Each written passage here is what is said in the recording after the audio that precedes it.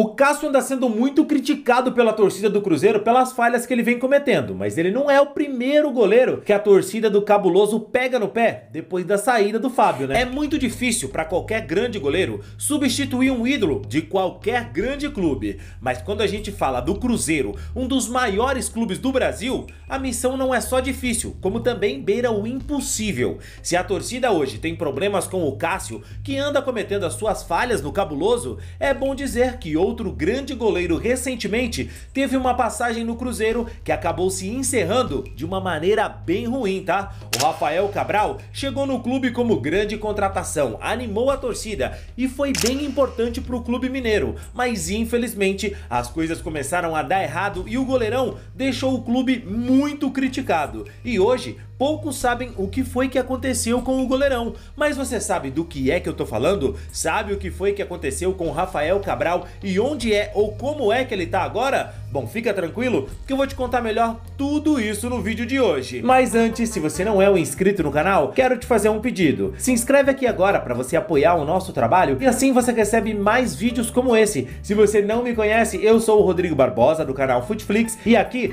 todos os dias eu trago para vocês as principais notícias, histórias e curiosidades de futebol para você ficar ligado em tudo que acontece no mundo da bola. Então dá essa moral pra gente, vai, se inscreve agora e deixa um like no vídeo, beleza?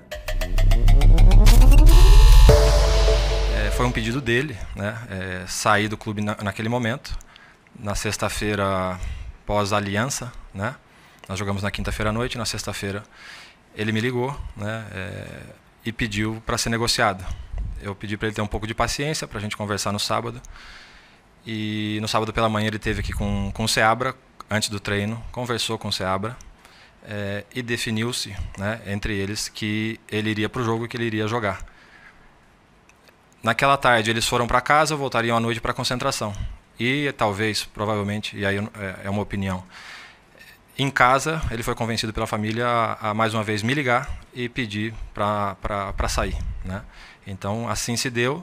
Nessa segunda ligação eu disse, então você não tem cabeça para estar no jogo de amanhã, então você está fora do jogo e a gente vai começar a tratar nesses próximos e curtos dias que temos até o final da janela a tua saída.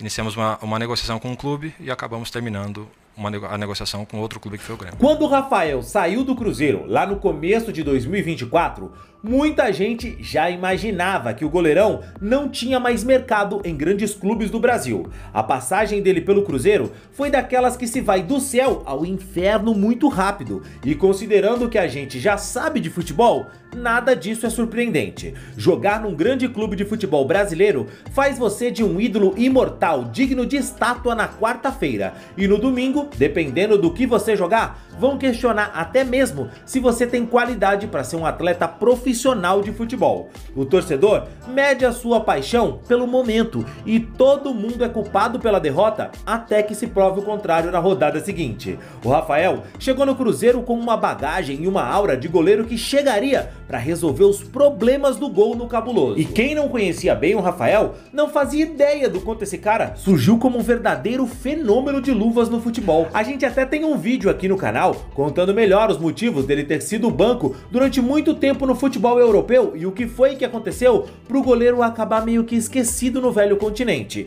Mas ele foi um jogador que surgiu no Santos bem demais, foi campeão da Libertadores jogando como titular aos 20 anos de idade, operando diversos milagres naquele time que até tinha o Ganso e o Neymar lá na frente para garantir, mas era ele que fechava o gol para assegurar os resultados quando o time precisava. Foi a maior venda de um goleiro pelo futebol brasileiro naquela época, saindo por cerca de 5 milhões de euros, que era um valor absurdo. Ele jogou no Napoli, passou pela Sampdoria, disputou também algumas temporadas pelo Reading, que disputava a segunda divisão da Inglaterra, antes dele finalmente voltar para o futebol brasileiro, quando recebeu a proposta do Cruzeiro, que tinha um projeto muito bom, que agradou o goleirão. No Cabuloso, quando ele chegou, o torcedor vai concordar que ele era um cara fantástico, fechava o gol, e foi muito importante para a volta do clube para a Série A do Campeonato Brasileiro. E cara, ele teve algumas atuações, olha, dignas realmente assim de placa, tá? Como por exemplo, na Copa do Brasil, quando o Cruzeiro conseguiu a classificação contra o Remo para as oitavas de final, foi ele que nos pênaltis garantiu pegando 4 cobranças, meu irmão. Não é para qualquer goleiro não, tá? Fechar o gol assim, defender 4 pênaltis. Velho, pegou muita bola naquele dia. E não foi só naquele dia, várias grandes atuações o Rafael teve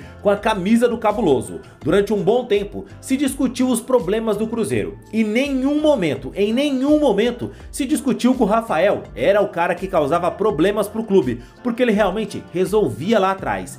Até que as coisas mudaram. As falhas do goleiro começaram a aparecer, a cobrança da torcida veio forte, como sempre é em clube grande, e aí, meu amigo, o Rafael, pressionado por algumas más atuações, acabou saindo do Cruzeiro e, para surpresa de muita gente, ele acertou com o Grêmio. O contrato dele com o Cruzeiro ia até o final de 2024 e foi nesse período que o Imortal acertou o seu empréstimo até o fim da temporada de 2024, sendo possível pensar numa renovação depois que o contrato dele acabasse com o Grêmio e ele ficasse livre no mercado. Se ele fosse bem no Grêmio, ele teria uma renovação de contrato normalmente, era isso que aconteceria. Só que o torcedor vai se lembrar bem que o Rafael chegou no Grêmio dando aquela coisa, né, aquela entrevista coletiva que só serve pra caçar polêmica. Ele foi lá e disse o seguinte, disse, poxa, agora eu tenho objetivos maiores, né, brigar por coisas maiores. Isso não é legal, irmão. Tipo, eu não vou dizer aqui quem é maior, se é o Grêmio, se é o Cruzeiro. O futebol é cíclico, né, o Grêmio esses dias estava na Série B, o Cruzeiro na Série A, o contrário também aconteceu. O futebol é cíclico, cara, às vezes um time tá por cima, outra hora tá por baixo, uma vez tá brigando por título da Libertadores,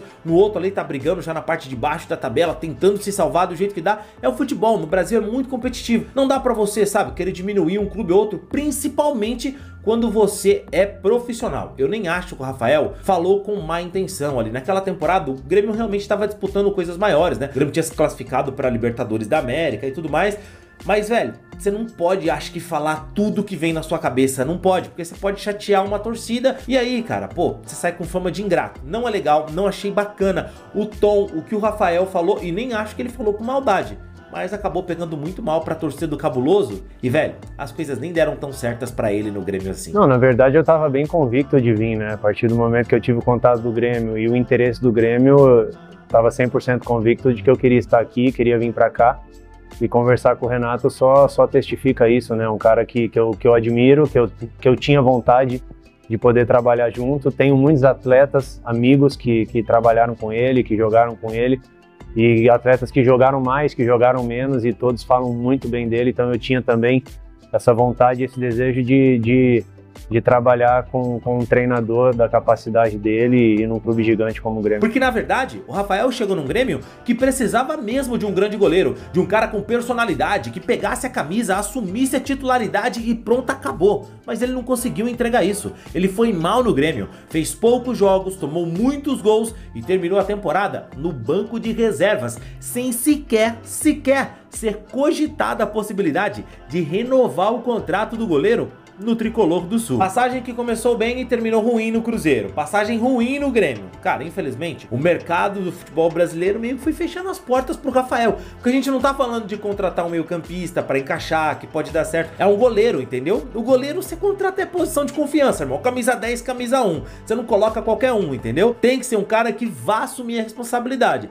E aí meio que o futebol brasileiro, as portas se fecharam pro Rafael. Mal no Cruzeiro, mal no Grêmio, quem vai contratar? Um goleiro vitorioso, com passagens por grandes clubes do Brasil e também do futebol europeu, jogador de seleção brasileira, mas que o momento não era favorável, era muito ruim. E se grandes clubes do futebol brasileiro não olhariam para o jogador, ele viu uma chance se abrir em um mercado alternativo que podia ser bem mais tranquilo para ele seguir com a sua carreira e se firmar num novo clube. Ele recebeu uma proposta de 2 anos para jogar no Real Salt Lake City, um clube da MLS nos Estados Unidos, e por lá ele tem sido titular absoluto no clube desde que chegou no final de janeiro. E mesmo que ele não tenha tido vida fácil por lá, ele segue com muito prestígio, com os jogadores, com a torcida e com a diretoria do clube. Irmão, ele tem 12 jogos disputados pelo Salt Lake City lá e tomou 17 gols. Aí você vai falar, tá mal, né? Cara, vou ser sincero pra você, não, velho, porque o time não ajuda. O Rafael tá muito bem, inclusive passou 3 jogos sem sofrer gols, mas o time...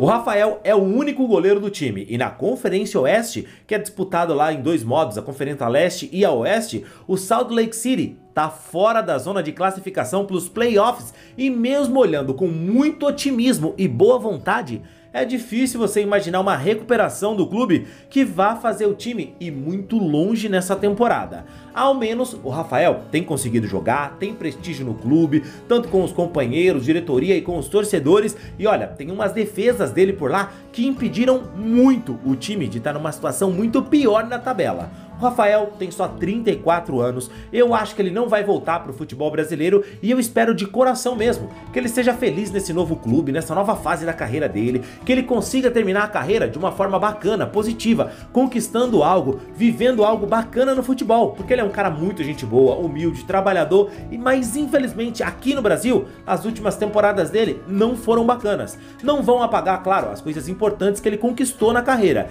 É um goleirão que merece respeito, mas que a fase no Brasil não era boa, e que ele seja feliz lá na MLS, ou seja onde for que ele vai jogar. Mas e você? Sabia que ele estava jogando lá nos Estados Unidos? Acha que tem alguma chance do Rafael ainda voltar para o futebol brasileiro e jogar por um grande clube? Você gostava dele? Comenta aqui, quero saber a sua opinião, não esquece do like no vídeo. Eu fico por aqui, valeu e tchau, tchau.